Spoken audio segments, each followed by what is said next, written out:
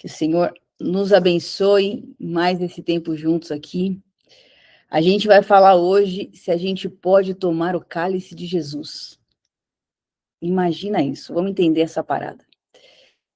Primeiro, o que é cálice e da onde vem essa pergunta? Talvez você nunca viu isso na Bíblia, mas isso foi uma passagem fatídica de Jesus, junto com os seus discípulos, onde a gente vê o que é uma mãe coruja, onde a gente vê o que muitas vezes nós não temos nem noção do que é o reino de Deus, mas que o nosso Senhor, tão doce, tão poderoso, não importa qual for a pergunta que a gente faz, ele sempre quer nos instruir, ele sempre quer nos alinhar o nosso coração. E, como de costume, eu quero construir com você uma linha de raciocínio, uma linha de pensamento, que nos ajuda a compreender a palavra. Lembre-se sempre, o Senhor nos diz que ele espera de nós um culto racional. Em nenhum momento na palavra, o Senhor quer separar o raciocínio do espiritual. Isso não tem nada a ver com a Bíblia, tem nada a ver com a palavra. A palavra não nega em nenhum momento o raciocínio, muito pelo contrário, o Senhor nos construiu inteiramente. Então, quando ele fala de um culto racional, não é um culto cético. Muitas vezes a gente confunde racionalidade com ceticismo, e nada tem a ver. Quanto mais a gente racionaliza ou pensa, de fato, quando a gente, por exemplo, analisa a natureza, de uma forma até mesmo científica, é impossível não ver a glória de Deus. Quando alguém fala que o cientista nega Deus, o cientista verdadeiro, ele não nega Deus. Ele vai falar assim, olha, existe um patamar de coisas que não dá para explicar. Só que matematicamente falando, é impossível esse universo ter sido construído assim, sem nenhuma causa raiz, sem alguém que é superior a ele para poder criá-lo. Os verdadeiros cientistas falam isso. E por que eu estou começando com essa introdução?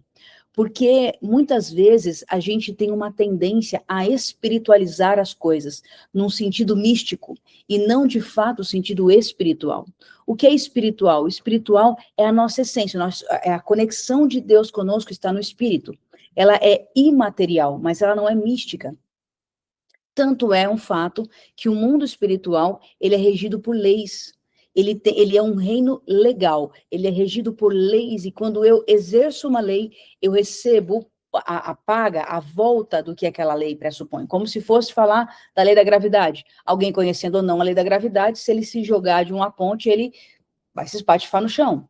Então, o mundo espiritual rege leis que de fato funcionam. Então, eu preciso entender isso, eu preciso raciocinar sobre isso, só que eu preciso raciocinar biblicamente. Esse é o ponto. Então, isso tem tudo a ver com a palavra de hoje, porque muitas vezes nós fazemos orações emocionadas. Muitas vezes a gente vai para uma busca de algo de forma mística e não espiritual. A gente raciocina ou pela raciocínio humano, que aí sim é caído, é cético, ou é completamente contrário à vontade de Deus, mas a gente deixa de raciocinar biblicamente. O que a palavra diz sobre? O que o Senhor queria dizer com aquele ensino? Esse é o convite do nosso Deus.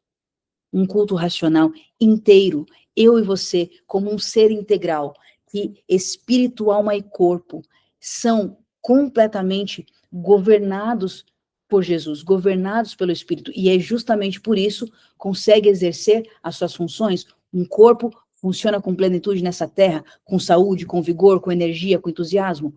A alma também funciona de forma plena, tem ali as suas faculdades, o seu raciocínio bem alinhado, tem as suas emoções curadas, tem a capacidade de sentir, de processar as informações com clareza, com cura. E tem um espírito que tem uma conexão absoluta com o Senhor, a ponto de discernir tempo e modo, a ponto de discernir o que faz sentido ou não dentro da vontade do Pai para nós. O Senhor nos chamou para isso. E quando a gente não entende isso, a gente pode fazer alguns pedidos que soam espirituais, que podem soar como uma sede genuína, mas que, na verdade, revelam uma imaturidade nossa. E é um pouco disso que a gente vai falar aqui. Bom, vamos lá. A pergunta é, podeis beber o cálice que eu bebo?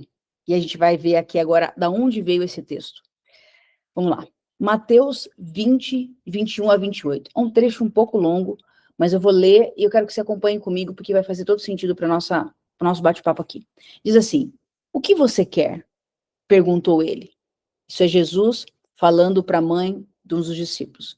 Então perguntou ele, e ela respondeu: por favor, permita que no seu reino meus 2 filhos se sentem em lugares de honra ao seu lado, um à direita e outro à sua esquerda. Jesus respondeu: vocês não sabem o que vocês estão pedindo.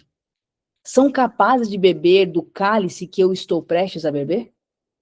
E aí uma resposta imediata: somos. Disseram eles. Então Jesus disse: de fato, vocês beberão do meu cálice. Não cabe a mim, no entanto, dizer quem se sentará à minha direita ou à minha esquerda. Meu Pai preparou esses lugares para aqueles que ele escolheu. Quando os outros 10 discípulos souberam o que os 2 irmãos haviam pedido, ficaram indignados. Então Jesus os reuniu e disse: vocês sabem que os governantes deste mundo têm poder sobre o seu povo e que os oficiais exercem uma autoridade sobre os seus súditos. Entre vocês, porém, será diferente. Quem quiser ser o líder entre vocês, que seja esse servo. E quem quiser ser o primeiro entre vocês, que se torne escravo. Nem mesmo o Filho do Homem veio para ser servido, mas para servir e dar a sua vida em resgate de muitos. Olha isso, gente, assim, ó, para pensar, porque às vezes a gente olha em perspectiva e fala, gente, que absurdo, quem faz uma pergunta nessa, né? Mas aí a gente senta na nossa cadeira e a gente com certeza já fez algum tipo de comentário parecido com esse para o Senhor. Sabe naquele lance assim, Senhor, usa-me, envia-me a mim. E aí, quando a gente passa na frente de alguém que a gente sente que deveria evangelizar aquela pessoa, a gente não faz mais. A gente nem fala, a gente fica com vergonha. Nossa, mas o que eu vou falar? Só daí a gente já fez algo parecido com o que a mãe de Tiago e João fez. Por quê? E por que uma resposta emocionada? Porque às vezes a gente não tem noção. A gente não sabe o que não sabe. Naquele momento que a mãe de Tiago e João falou, imagina só, primeiro, que a gente tem um aspecto aqui de uma soberba, beleza? E aqui, vamos lá, não é julgar ela como quem julga sentado numa cadeira de quem não fez, é justamente julgar sentando na cadeira de que a gente faz isso. Eu não sei você, mas eu posso dizer por mim que eu fatalmente, certamente, fiz isso e não foi uma nem 2 vezes, me propondo a fazer algo no mundo espiritual sem nem sequer saber o que eu estava pedindo. Vou dar um exemplo bobo, mas que cabe muito bem. Eu era bem garota, e eu tinha, assim, recente do meu encontro com Jesus, e eu vim de uma igreja que falava muito sobre batalha espiritual, e o que é maravilhoso, isso me ensinou coisas profundas. Só que no começo eu não tinha a menor noção da seriedade que é o mundo espiritual, mas eu tinha muita coragem, né? Coragem do sem noção, né? Que não é a coragem bíblica. A coragem bíblica é aquela que eu sei em quem eu tenho crido. A coragem do sem noção é o vai Corinthians. E eu garota, era essa pessoa. E aí, eu conheci um rapaz que ele tinha feito uma consagração, de fato, ele servia a uma religião onde existe uma consagração muito mais aprofundada, pacto de sangue, uma série de questões que são super, super complexas no mundo espiritual, que hoje eu tenho entendimento, mas na época não tinha nenhum. Pois então, como eu vim acabado de ter uma experiência profunda com Jesus, e eu vim estudando sobre batalha espiritual, eu falei assim, é agora que é esse aí mesmo que é o primeiro que eu quero ser usada por Deus para converter. E aí eu fui para cima, e eu fui evangelizar ele, e aí ele chegou e ele me trucou, falou assim, se você provar que o seu Deus é bom, eu me converto à sua religião, senão você se converte à minha. E eu faceira, apertei a mão dele e falei assim, pois é agora. Eu não tinha noção do que eu estava fazendo. Eu não tinha a menor noção. Eu comecei a enfrentar guerras na minha vida, a ponto de um dia, um pastor que não sabia de nada, no meio de um culto, ele estava no púlpito, olha só, gente, a profundidade disso, eu era uma adolescente, acho que eu tinha 15 anos, mais ou menos. Ele no púlpito, estava pregando, no meio de todo um mover, ele desceu do púlpito, foi até mim e falou assim, olha, eu não sei o que está acontecendo com você, mas eu vejo atrás de você um espírito de morte que está a ponto de ceifar a tua vida. Aí ali, o Espírito Santo falou comigo. Eu entrei numa guerra que eu não tinha maturidade espiritual, que eu não tinha conhecimento espiritual, e eu não tinha vida de santificação suficiente para aquela guerra. Em outras palavras, eu fiz isso que a mãe de Tiago e João fez. Eu posso sentar naquela cadeira, eu posso ir para aquela guerra, eu posso exercer aquele papel sem saber que para sentar em determinadas cadeiras, para exercer determinados papéis, eu preciso ter construído musculatura espiritual. Eu não sei se estou conseguindo me fazer entender para você. Aqui não é sobre a gente se apequenar ou se acovardar, porque o mundo espiritual, o mais valente é Jesus. Certamente, o Senhor soberano sobre qualquer tipo de pessoa, de entidade, de qualquer elemento espiritual ou físico que a gente pode pensar, o nosso Deus é soberano. Mas o mundo espiritual, ele é legal. Existe uma ordem, existe critérios de leis, de posições que precisam ser obedecidas para que a gente tenha o resultado esperado. Quando infringe uma lei, ou quando eu estou fora de algum princípio espiritual, eu estou suscetível a cair naquilo. Então eu tenho que entender o mundo espiritual. Quando ela fez essa pergunta, por isso que eu falei que é uma arrogância. O que é arrogância? É quando eu acredito que eu posso. É quando eu, por não entender a profundidade de algo, por não entender, não discernir no espírito, eu posso me colocar numa posição de alguma coisa que é completamente fora. Eu posso, de repente, orar, Senhor, e aí, que o Espírito Santo me ajude a me fazer entender. Eu posso, de repente, orar e falar, Senhor, eu quero ser milionário, para poder abençoar o teu reino. E aí, qual que é o ponto da pergunta? Será que o meu coração está tratado o suficiente, a ponto de que sim, eu possa ter a clareza de que eu vou ser mordomo de uma riqueza profunda dessa terra, sem que essa riqueza me possua? Às vezes, eu posso estar orando, Senhor, eu quero me dar uma família, eu quero construir uma família, e talvez eu sou uma mulher que não está disposta a entender que a gestão do lar é sim nossa responsabilidade. E nada tem a ver com que coisa de casa é coisa de mulher. É isso. Não tem, né, Fê? Não é isso. Não é coisa de casa, é coisa de mulher, e coisa de trabalho de fora, é coisa do homem. Não, existe um princípio espiritual. Eu posso trabalhar fora. Meu marido pode trabalhar com as coisas de casa, mas a gestão do lar, o cuidado, o nutrir do lar, de estar atenta, de saber pensar se aquela comida é saudável ou não, se aquele ambiente está organizado para gerar leveza, se aquela escola é a que eu devo colocar meu filho ou não. Esse papel é da mulher.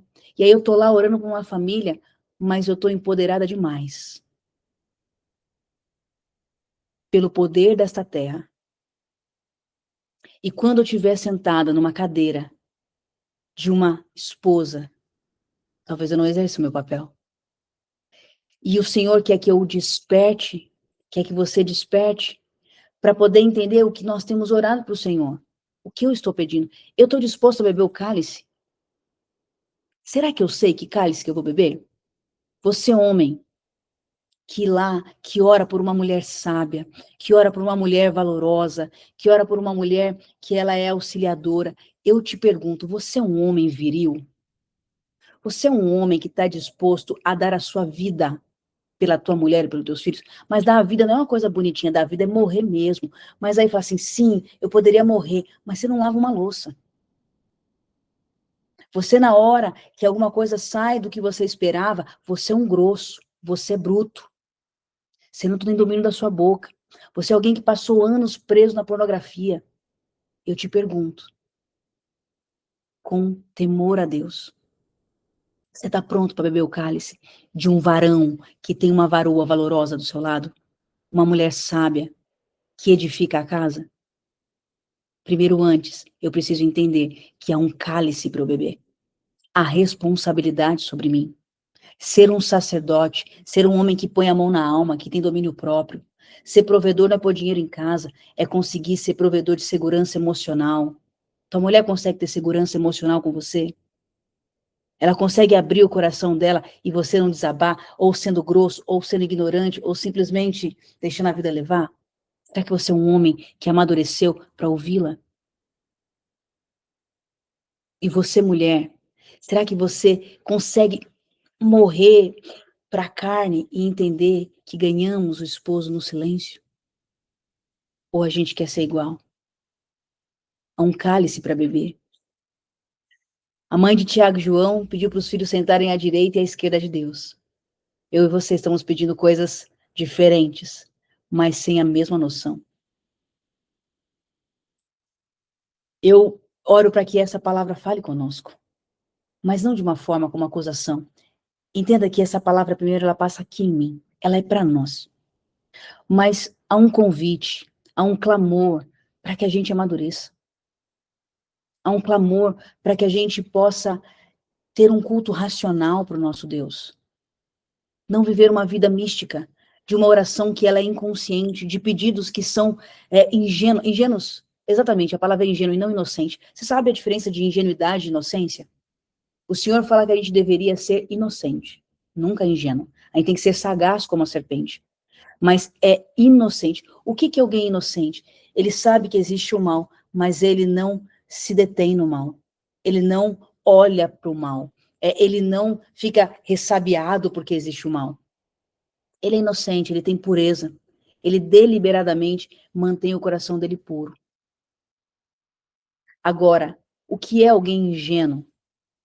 Ele nem sequer percebe que tem o mal. Ele nem sequer percebe que ele, enquanto está lá, trabalhando que nem um louco, o diabo está roubando o filho dele. Ele nem percebe que enquanto ele está lá todo dia na igreja, de domingo a domingo, e serve aqui, serve acolá, não para, não sossega, mas ele está com a casa dele em frangalhos. Isso é uma ingenuidade, é uma ignorância. O Senhor está nos chamando para um despertar de maturidade. O cálice é sinônimo de um compromisso. Ser sal e ser luz. O que é ser sal? O sal, ele aflora o sabor das coisas. Ele não dá sabor. Ele ressalta o sabor. Quando você coloca um sal na medida certa, naquele feijãozinho gostoso, você não vai sentir gosto de sal. Porque se você sentir gosto de sal, você errou a mão. Quando você coloca o sal na medida certa, você sente o sabor daquele feijão que, olha, dá água na boca. É assim a vida do cristão. Como é que está a nossa palavra? Ela está temperada com sal? Ou as pessoas chegam e não conseguem descer de tão intragável que nos tornamos? Ou talvez tão insosso, passivo que nos tornamos? Ser sal e luz é exercer os nossos papéis de maneira intencional. Se é para trabalhar, você é conhecido como alguém excelente? Eu sou conhecida como alguém excelente? Que vai lá, e aqui, gente, eu não estou falando de ser perfeito, beleza? Não temos ainda a asa nas costas para polir, e nem teremos. Até que ele venha, até que o Senhor venha nos buscar, nós estamos desenvolvendo a nossa salvação. Mas o ponto é, quando você e eu olhamos para trás, olhamos para a semana anterior, para o mês anterior, para o ano anterior, para a década anterior, a gente consegue ver um crescimento de maturidade espiritual. Que é para isso que o Senhor nos chamou. E isso mostra esse tomar o cálice.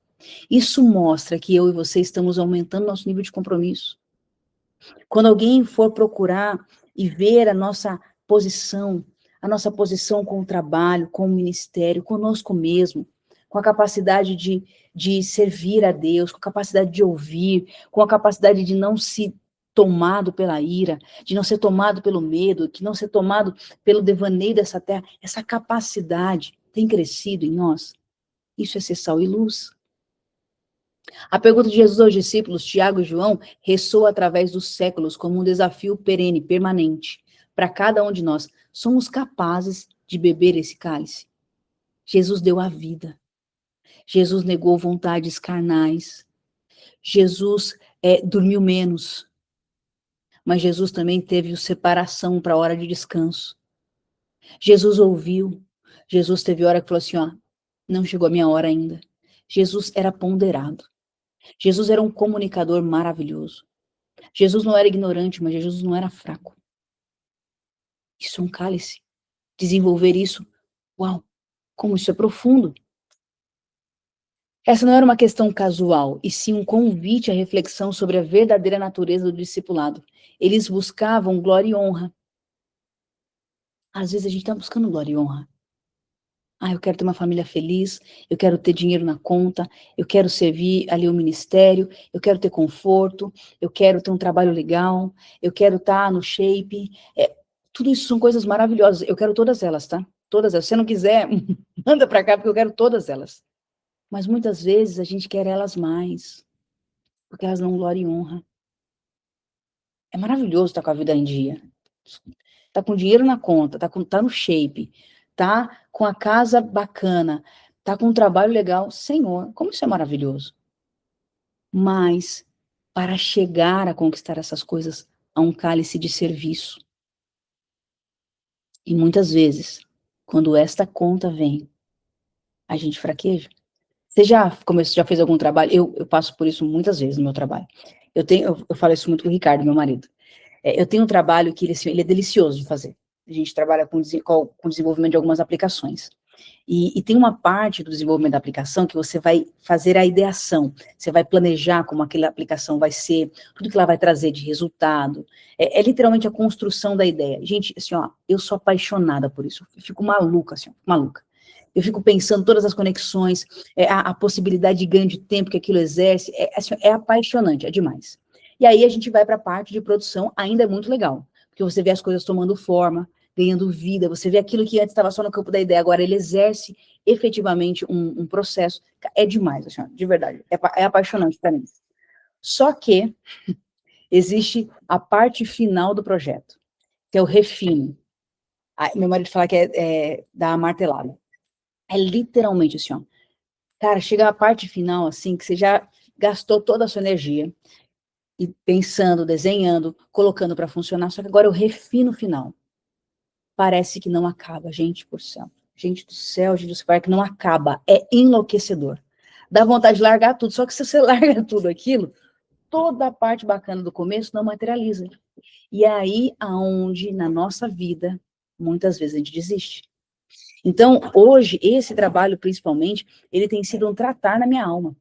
Eu morro cada fase de projeto que eu chego nesse nível, eu estou literalmente morrendo, matando a minha carne. É insuportável. Gente, dá tudo. Dá sono, dá exaustão, dá branco, tipo, perdi a ideia, dá tudo. Só que o que eu vejo Deus fazer comigo? Ele está matando a minha carne ali. Porque é muito máximo eu gostar do começo. Mas o começo é natural, não precisa fazer força nenhuma para gostar. Eu mostro o tipo de profissional que o Senhor está me tornando quando eu venço essa etapa final. E vou até que efetivamente aquilo que era idealizado se materializa. Isso é um cálice. Que eu só usei um exemplo do trabalho, mas em tantas coisas a gente pode colocar isso. O Senhor está nos chamando, o cálice ele é um sacrifício. Olha o que Lucas 9:23 vai dizer. Disse ele à multidão: se alguém quer ser meu seguidor, então negue-se a si mesmo. Tome diariamente a sua cruz e siga-me. Beber do seu cálice significa aceitar que a nossa vida não pertence mais a nós mesmos, mas a Ele. Exercício físico. É delicioso você estar em dia com o seu corpo, em tudo.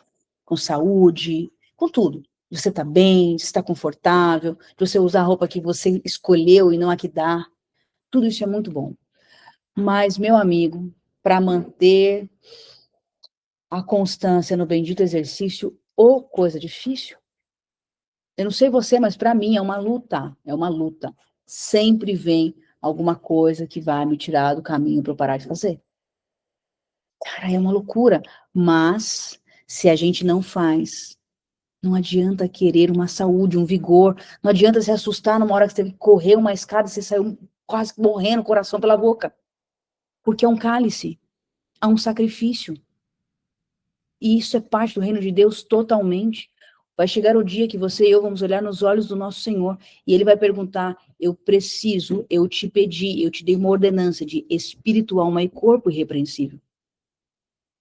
O que nós comemos, o exercício que fazemos, as horas que dormimos, elas nos dão mais ou menos intimidade com o Senhor? Sim, porque quanto menos vigor eu tenho, menos disposição eu tenho para fazer o que eu tenho, menos tempo eu tenho disponível para colocar, para dedicar intencionalmente, tanto o próprio estudo em si da palavra, mas a vida bíblica.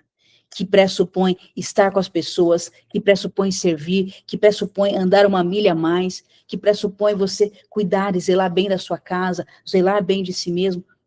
É isso. Então o corpo vai afetar o espírito totalmente, totalmente. Eu te encorajo, se você estiver disposto a investir tempo e conhecer o seu ser integralmente, assista um treinamento da pastora Valnice Milhomens. Vai lá no Instagram da Valnice Milhomens, anota isso, é bem importante. Lá no link da bio, você vai clicar no link da bio, vai abrir um sitezinho lá. E vai ter várias informações. Aí vai ter uma parte que são cursos e eventos, coisa assim. Lá dentro de cursos, você vai rodar um pouquinho, você vai ver assim, ó, curso Personalidades Restauradas. Meu amigo, que coisa maravilhosa. Ele vai mostrar, literalmente, que nós somos espírito, possuímos uma alma e habitamos um corpo. E como essas coisas estão correlacionadas, o quanto nós temos enfermidades que são psicossomáticas, e isso, o que a ciência comprova, a Bíblia já conta há 1000 anos. Nós temos que entender isso. E isso está ligado à nossa vivência e entender os cálices que eu preciso. Para que eu quero ter a mente de Cristo, mas eu entupo a minha cabeça com um monte de tranqueira, de televisão, de internet, da vida cotidiana, de puxichinho de pessoas. Será que eu estou andando com as mesmas pessoas de tantos anos atrás? Eu preciso mudar os meus relacionamentos. Eu topo beber esse cálice? Então, como é que eu posso pedir para o Senhor? Senhor, me usa. Senhor, me cura. Senhor, cura o meu casamento. Senhor, me dá prosperidade. Estou entupindo a minha cabeça com tranqueira. Na hora do vamos ver que eu preciso acreditar, não tem esse recurso lá. Não está lá. Você e eu vamos fraquejar. E aí a gente fala, isso não é para mim mesmo. É lógico que é para nós. Por quê? Porque não é sobre eu e você. É sobre o que Cristo fez na cruz. Ele fez na cruz para que todo aquele que nele crê não pereça. Então é para nós sim esse papo. Mas o ponto é, a parte que é nossa, estamos fazendo? Quando a gente para e termina o nosso dia, estamos fazendo? A pergunta de Jesus, vocês vão tomar o cálice? Vocês estão dispostos?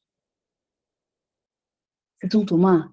Talvez você e eu respondemos até hoje, né? A gente respondeu que nem Tiago e João. Claro. Opa, só vamos. Só que a nossa vida que está dizendo de verdade. Se é só vamos. E tem 3. Primeiro que eu falei, eu não tinha falado antes, né? Mas o cálice é sinônimo de compromisso, item 1. Item 2, ele é um chamado ao sacrifício. E agora o item 3, não há glória sem dor. Gente, não há glória sem dor, é ilusão. É ilusão, assim, ó. É o tigrinho falando que você vai ficar milionário apostando. Que tristeza, a nossa geração chegou nisso, a geração da dopamina.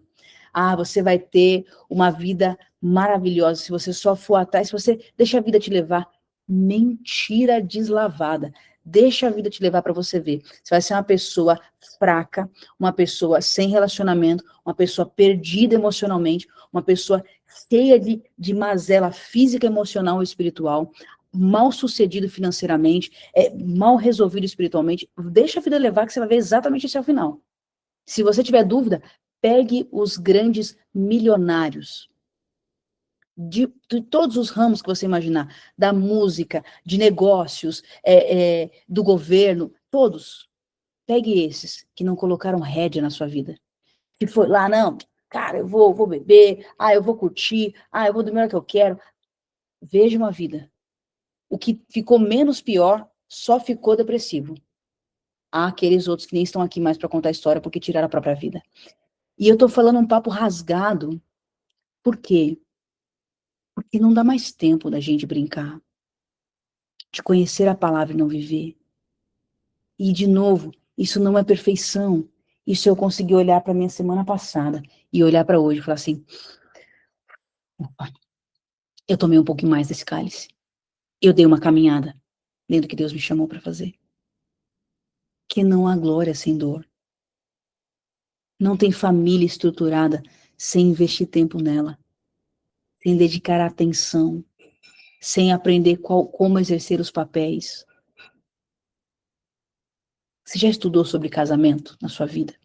Mas estudar com força, com vontade.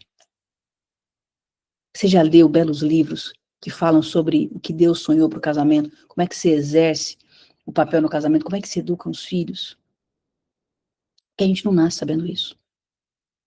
Tem dor, eu preciso investir tempo.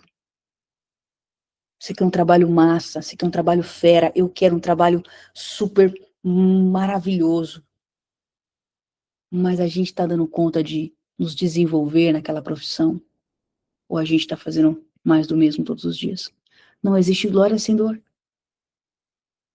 É ilusão, é ilusão. Temos que vencer essa ilusão. Marcos 8:3. Se tentar se apegar à sua vida, você vai perder ela.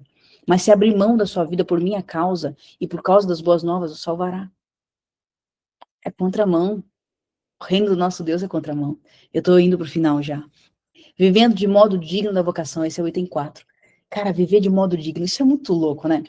Imagina assim, ó, pensa, sei lá, vamos pensar, eu tava assistindo esse final de semana uma série da SWAT com meu marido.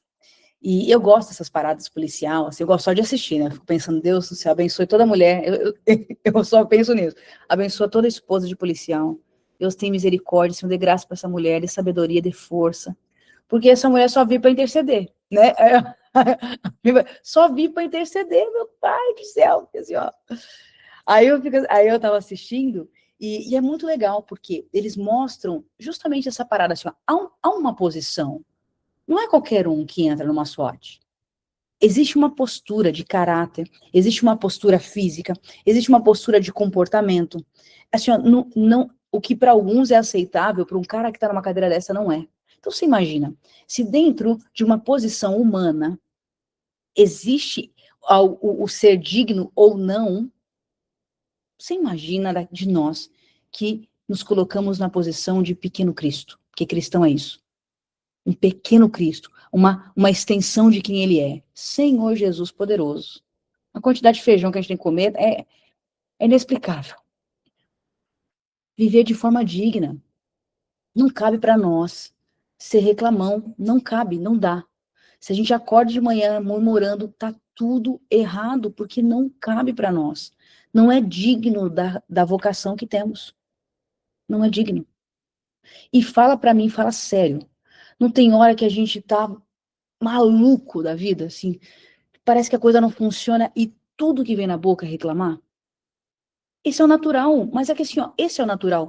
Por isso, certamente, alguém que é da SWAT, ele vai ter uma hora que ele quer ficar de boa, que ele quer relaxar, mas ele entende que não dá na cadeira que ele escolheu sentar, na posição que ele escolheu sentar. Não dá para ele brincar. Nós temos uma vocação linda, de ser testemunha do Deus vivo. As pessoas precisam olhar para nós e não ver alguém com auréola, mas ver alguém humano de verdade, mas que todo dia aprende a ser um pouco mais paciente. É alguém que tem domínio próprio. É alguém que aprendeu a perdoar. É alguém que você não vê com reclamação. Você vê que tem alegria, que tem bom ânimo. Alguém que não é amedrontado, mas alguém que tem coragem, que vai lá e enfrenta os medos. É para essa vocação que a gente foi chamado. As pessoas não vão conhecer a Jesus ao olhar para a nossa vida e ver um monte de mazela, e mazela não é ter problema, eu tenho um monte de problema. Se eu sentar com você para conversar, você vai falar assim, rapaz, mas glória a Deus por isso, porque a palavra diz, tende por motivo de muita alegria passar por diversas aflições, porque é a prova da tua fé que vai produzir perseverança, essa perseverança vai produzir esperança, e essa esperança nunca morre. Por quê? Porque eu entendi quem é o Senhor. Quando eu passo pelo processo de ser provado na fé e perseverar, eu vejo quem é Deus. Não é alguém que me contou quem Deus é. Muitas pessoas não conhecem o Senhor porque elas não se permitem passar pelo processo de conhecer a Deus. Porque para conhecer a Deus, ouvindo alguém te falar, não vai segurar na hora de uma treta real, na hora de um problema verdadeiro, que desmorona, que desestrutura. Se eu não tive experiência verdadeira com Deus, eu e ele, esquece. Eu posso ter ficado a vida inteira ouvindo falar, mas não vai adiantar. Por isso que muitas pessoas não conhecem a Deus, porque não se permite passar pela prova da fé, pela prova que vai produzindo perseverança. Essa perseverança, ela produz a experiência, né? Faltou essa parte, produz a experiência, essa experiência. Olha, eu não sei como é para você. Eu até respeito a sua opinião, mas eu só sei que na minha experiência com Deus. Ah, Ele sempre, sempre me ouviu. Ele sempre me ajudou. Ele nunca me deixou sozinha. Ele nunca me abandonou. Isso é poder? Então, viver dessa forma é viver de forma digna da nossa vocação. É de forma digna.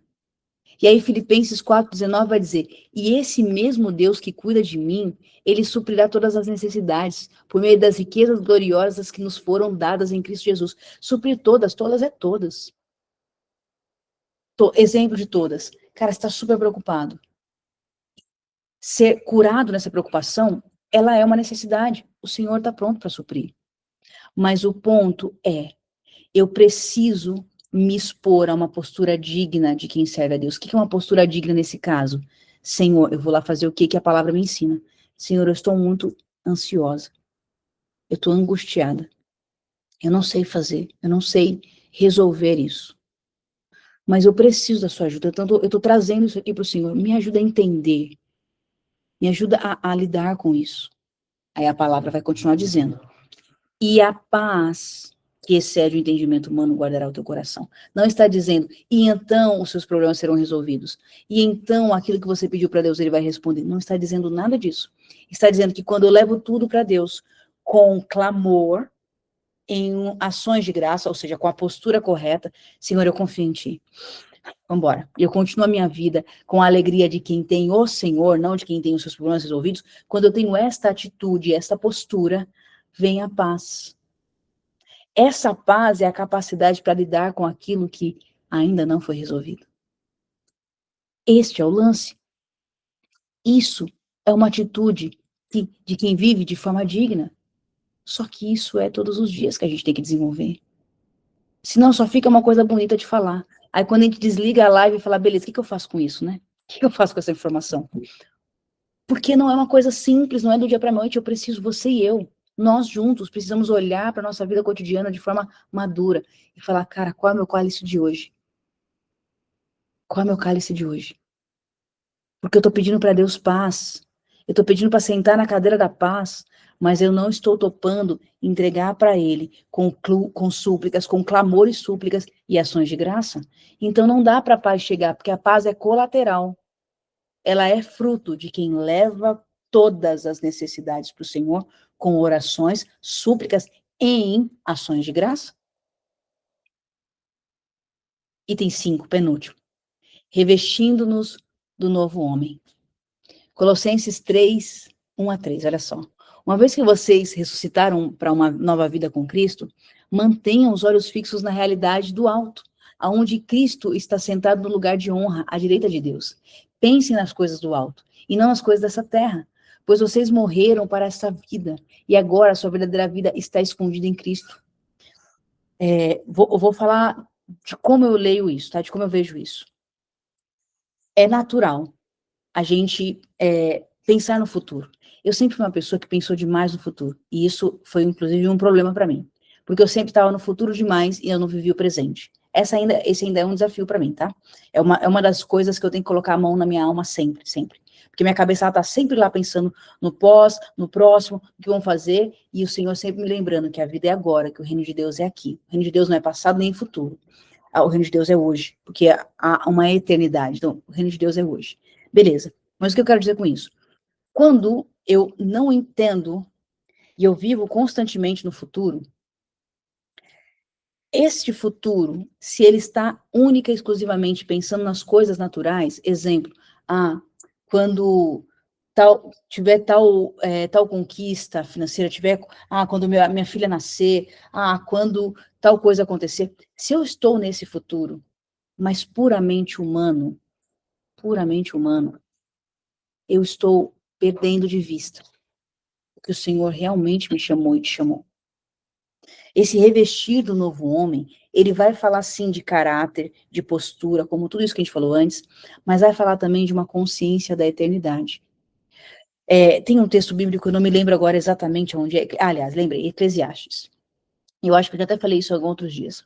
Eclesiastes vai dizer assim, ó, todos os dias o Senhor já escreveu, não acontece nada novo, não existe nada novo debaixo do sol. Importa para Deus que as coisas aconteçam todas iguais. Ele vai dizendo assim, tá? Depois eu vou colocar até o texto, eu posso colocar lá no nosso grupo o texto todo. Mas Esse texto, ele é dividido em 3 partes. Começa a falar que que as coisas acontecem iguais e que Deus vai fazer repetidamente as coisas, só que tem um versículo do meio, que é onde eu quero chegar. O versículo do meio vai dizer assim, ó, porque o que importa para Deus é que a gente o tema. Vamos lá. Vamos contextualizar. Não existe nada novo debaixo do sol. O Senhor vai fazer as coisas repetidamente. Porque o que importa para ele é que a gente o tema. O que é temer a Deus? É colocar Deus no lugar que ele deve estar, em todas as áreas. Em todas as áreas. Nas finanças, nos relacionamentos, na intimidade sexual, na saúde, no que eu como, no que eu penso, tudo isso. Beleza? Temer a Deus. Então, o nosso crescimento, ele não é em escala. Deus não espera um crescimento em escala. Ele espera um crescimento cíclico. Você já se viu assim? Parece que está passando pela mesma coisa que a gente chama de déjà vu, né? Ou aquele filme, O Caverna do Dragão, o desenho, aliás. Não é à toa. De fato, a gente vai passando pelos mesmos ciclos uma vez, 2 vezes, 3, 10 vezes. Porque o Senhor espera que a gente tema a Ele no ciclo 2 mais do que temia no ciclo 1 da mesma coisa. Só que você e eu estamos com um olhar no futuro pensando nesse crescimento em escala aqui, ó. Por quê? Porque a nossa cabeça dessa terra foi ensinada a ser assim, culturalmente assim. Só que isso não tem nada a ver com o reino de Deus. O reino de Deus é conhecer a Deus. O crescimento é conhecer a Deus. Então eu fui lá, passei por um ciclo de problema no casamento. Beleza.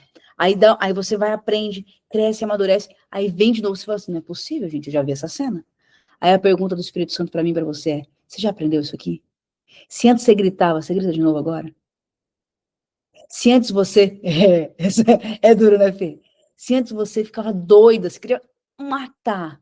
Agora você já. Você só fica doida, mas não quer matar ainda. Ou você quer matar, mas você consegue controlar. Ciclos de crescimento. Importa ao Senhor que a gente o tema. Isso é se revestir do novo homem. Mas para que eu faça isso, eu preciso ter uma visão da eternidade. A visão da eternidade é entender que não é sobre o quanto eu tenho nessa terra.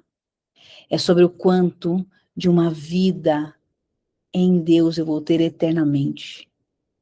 Conhecendo a cabeça de Deus. Conhecendo como Ele pensa e sente. Se eu não tiver uma mente, esta mente na eternidade, a gente não dá conta de revestir desse novo homem e de ver beleza nesse crescimento cíclico. Porque ele é completamente contramão desse mundo. Completamente. É inverso. Se a gente fala que está crescendo em ciclo, Jesus poderoso. Se eu ouvisse isso, né? Eu amo o jeito do Espírito Santo, porque ele só fala as coisas pra gente quando a gente consegue engolir. Quando é palatável, dá para digerir. E antes, se eu ouvisse isso, eu falava, gente, tá maluco, coisa louca, porque eu era alguém completamente, vamos crescer, escala. Aí eu quebrei em vários aspectos.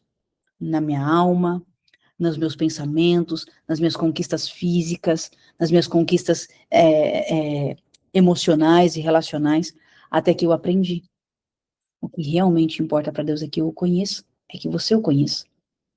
Então, esse cálice de se revestir do novo homem é a gente vencer essa mentalidade do crescimento em escala e entender que são ciclos, ciclos de aprendizado do nosso Deus, ciclo onde você e eu vamos temendo um pouco mais, revestindo de uma nova natureza.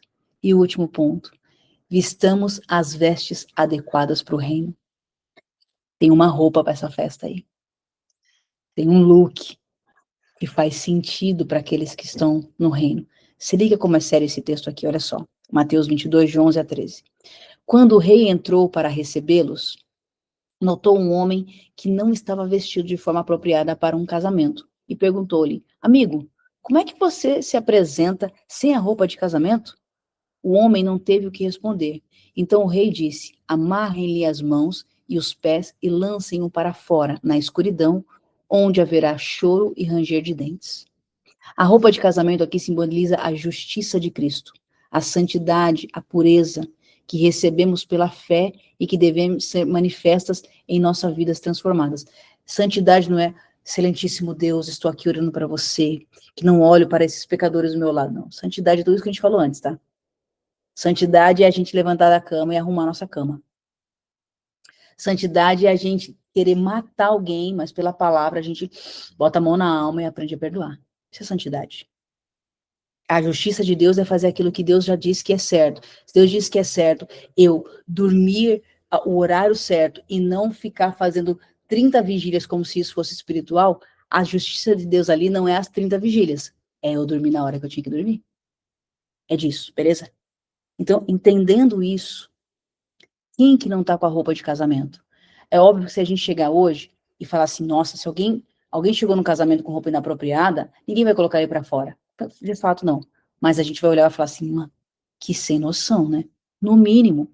No mínimo a gente vai falar que é um desrespeito. Se não for uma pessoa que tem alguma questão financeira muito, muito, muito crítica e muito drástica, aí a gente vai falar no mínimo que é uma pessoa mal educada. Agora a gente tá falando do casamento da noiva com o noivo. É onde Cristo vai vir buscar a nossa vida.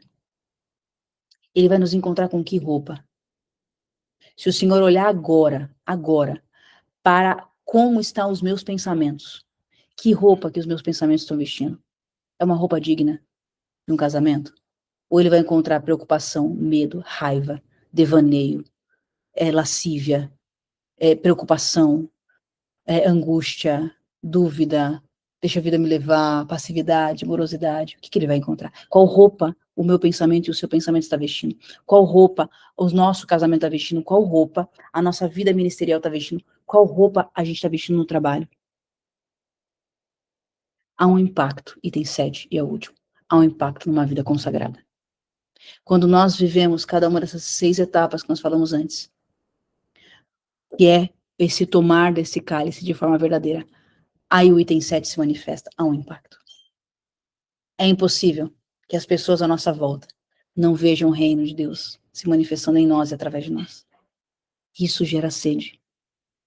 Isso traz clareza. O nosso mundo clama por isso. O nosso mundo clama. Mateus 5, 13 a 16. Vocês são o sal da terra. Vocês são a luz desse mundo. Suas boas obras devem brilhar para que todos as vejam e louvem ao Pai que está no céu. As pessoas vão louvar ao Pai que está no céu. Não é só por causa do que Jesus fez há 2000 anos atrás, porque eles não viram. Eles vão ver o que Jesus fez há 2000 anos atrás e faz até hoje, fará eternamente, através da minha vida e da sua. Somos nós. São as nossas ações. É o jeito que a gente vive a vida diária. É o como nós abrimos a nossa boca. É o como lidamos com os nossos problemas. É o como reagimos às coisas que acontecem na nossa vida. É assim que a gente vai ser sal e luz. E é impossível não impactar o mundo assim. Eu não sei você, mas eu preciso dessa palavra na minha vida. Essa palavra me sacode e me encoraja ao mesmo tempo. É uma mistura de, ai meu Deus do céu, como eu preciso que o Senhor me ajude, com que glorioso é viver isso. Faz sentido, isso é servir o nosso rei. Eu quero ser essa pessoa. E eu tenho convicção que se você está aqui comigo, você quer também. Então, vou orar por nós. E eu quero que você possa unir a tua fé à minha, para que a gente ore junto, porque nós precisamos dessa verdade se manifestando em nós. Porque o mundo está clamando pela manifestação daqueles que temem a Deus e que o amam de verdade. E amar a Deus é seguir os seus mandamentos, é obedecer à verdade da sua palavra, é tomar o cálice, é servir. É servir. Quando eu faço o que tem que ser feito, eu estou servindo. Quando eu perdoo, eu estou servindo. Quando eu ando uma milha a mais, eu estou servindo. Quando eu venço, quando eu me venço, quando eu boto a mão na minha alma, quando eu desenvolvo de domínio próprio, eu estou servindo. Que a gente possa servir. E que isso nos permita sentar nas cadeiras que o Senhor estabeleceu para nós. Aquelas que Deus determinou que a gente deveria sentar. Em nome de Jesus, feche seus olhos, vamos orar. Pai, muito obrigada por essa palavra. Ó Deus, isso é tão sério, tão profundo e como nós precisamos de Ti, Senhor, para viver essa palavra. Eu peço por mim, por cada um dos meus irmãos aqui, nós precisamos da ajuda do doce Espírito para acordar, para despertar, para amadurecer, Senhor. Mas nós queremos muito mesmo. Senhor, eu coloco meu coração diante de Ti, o coração dos meus irmãos aqui. Quantas vezes a gente quer sentar numa cadeira que a gente não está nem pronto ainda. A gente não tem nem noção. Tipo, a gente não tem nem noção do que a gente está pedindo. Que ainda não se manifestaram aspectos no nosso caráter, na nossa postura, que nos permita, de fato, sentar ali. Nos ajuda, Senhor, a crescer em Ti, a morrer para nossa carne, a entender que o maior no Teu reino é quem serve mais. Servir é morrer para nossa natureza. Servir é colocar a mão na nossa alma. Servir é vencer essa carnona aqui. Servir, Pai, é tomar um cálice que ele não é saboroso. É um cálice de morte, esse é o cálice que o Senhor tomou. E o Senhor morreu numa cruz fisicamente para que a gente não precisasse morrer da mesma forma. Mas existem os cálices que nós temos que tomar. Então a palavra diz, negue-se a si mesmo, tome a sua cruz e me siga. Existem as nossas cruzes, existem elas, Pai, e nós temos que amadurecer a ponto de levar. Nos ajuda nisso, nos ajuda a acordar, nos ajuda a ser homens e mulheres, Pai, que acordam, que constroem famílias dignas de pequenos cristos, que constroem negócios dignos de pequeno Cristo, que constroem uma vida física, emocional e espiritual digna de quem é um pequeno Cristo, Pai.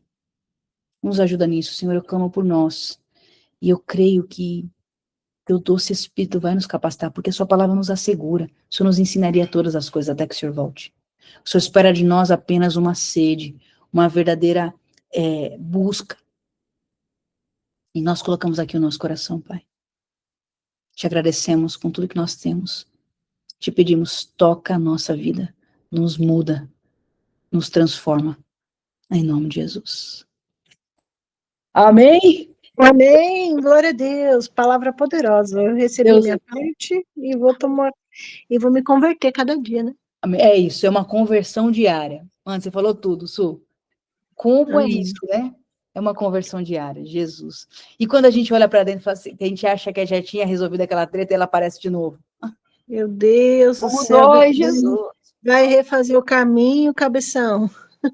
Exato, e volta. Lembra-te de onde caiu e volta, né? Mas É, isso é maravilhoso. Isso é maravilhoso. Está formando Cristo em nós.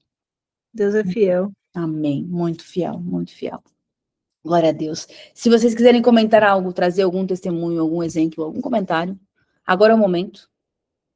Se não, eu vou fazer um convite para quem está nos assistindo aqui. E você que está assistindo uma gravação, enquanto as meninas vão escrever algo ou não, eu quero olhar aqui na câmera como quem olha nos seus olhos. Eu não sei se você já teve a oportunidade de entregar sua vida para Jesus. É bem possível que você já ouviu isso. E aí talvez você até pensou que isso é coisa de crente. Eu vou te dizer que crente até o diabo é, porque crente é todo aquele que crê em algo. Mas eu vou para te falar que existem aqueles que a palavra diz que crerão no Cristo, na pessoa de Jesus. Aquele que é a manifestação do amor do Deus Pai nessa terra, por mim e por você. E por que importa esse entregar uma vida a Jesus? O que é isso na prática? Na prática, é quando você e eu pegamos o nosso poder de decisão, o nosso livre-arbítrio, a nossa natureza humana, cheia das nossas mazelas, e a gente faz uma troca. A gente faz uma troca que não tem nenhuma justiça, mas é porque nós precisamos. A gente entrega toda a nossa dor, toda a nossa tristeza, os nossos fracassos, a nossa morte, as nossas mazelas, a nossa arrogância, e a gente vai lá e entrega para Jesus e recebe dele vida, perdão, amor, uma nova atitude, uma nova mentalidade. O Espírito de Deus passa a viver em nós. E por que eu preciso fazer isso? Porque a palavra nos assegura de uma coisa de forma clara. Você e eu pecamos. Pecar é errar o alvo. Pecar é quando Deus tinha um plano para que a gente caminhasse conhecendo a Ele, um pensamento de bondade, de vida, de alegria, e a gente, de forma consciente ou inconsciente, seguiu a nossa própria rota.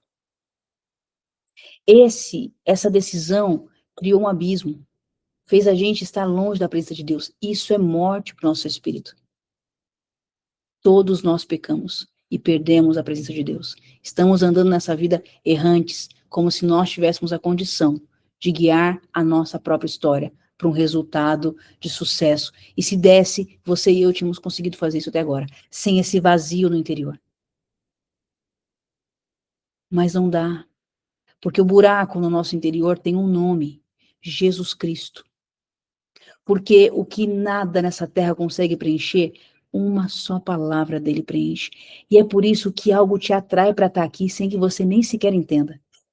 Nem faz sentido, nem tem coerência no teu pensamento, mas algo te atrai para estar aqui. Eu quero te dizer que esse algo, não é à toa, não é emocional, não é simplesmente uma falta. Isso chama-se Jesus Cristo chamando você para viver uma vida real com Ele.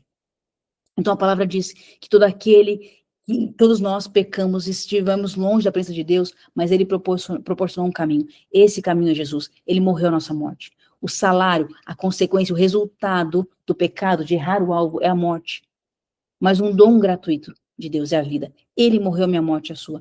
E você e eu precisamos fazer uma única coisa simples e poderosa. É reconhecer no coração que nós seguimos a nossa rota. Que isso nos afastou de Deus. Mas que a gente se arrepende. Que a gente quer voltar. E que a gente precisa da vida de Deus em nós. Eu tive a oportunidade de fazer isso com 15 anos.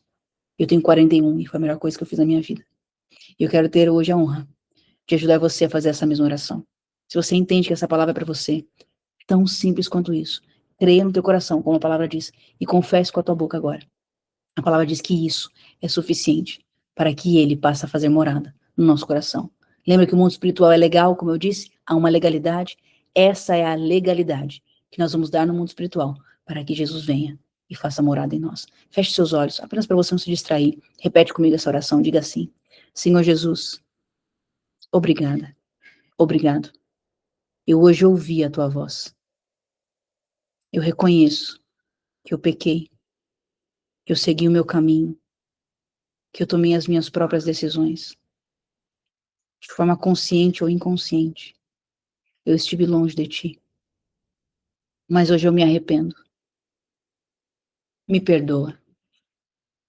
Eu te peço, me lava com o teu sangue.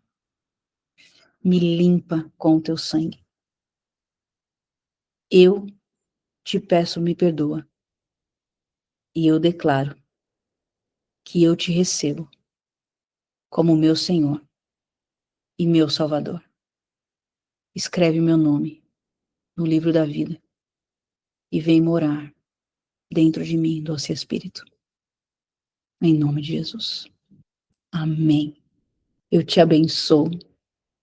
Você não faz ideia da grandeza que tem nessa oração tão simples. E eu quero poder te conhecer apenas para poder ter a alegria de orar pela tua vida. Se isso aconteceu com você em qualquer época da vida, eu não sei. Eu estou hoje no dia 3 de dezembro de 2025. Você pode estar, eu não sei em que época. Mas vai lá no Instagram, na Cap Likeness, e manda um direct. Eu quero poder orar por você e te ajudar nesses próximos passos de uma vida que nada tem a ver com religião, mas de um relacionamento íntimo com aquele que comprou com sangue a nossa libertação e uma vida de verdade. Te abençoo para isso, em nome de Jesus. Amém? É isso, meu povo lindo, tamo junto? Ai, Deus é bom. É muito bom estar com vocês aqui. É muito bom, muito bom dividir, compartilhar. Eu oro para que o Senhor te conduza em verdade, em vida, alegria. Eu abençoo a tua família, a tua casa, a tua saúde, as tuas finanças. Que o Senhor te faça prosperar, ampliar as estacas, os olhos para tudo que Ele sonhou para você. Prospere, avance. Há uma multidão esperando a manifestação de você como filha, filho de Deus. Em nome de Jesus. É isso aí. Amém. Beijo, tchau. Tchau. Beijo.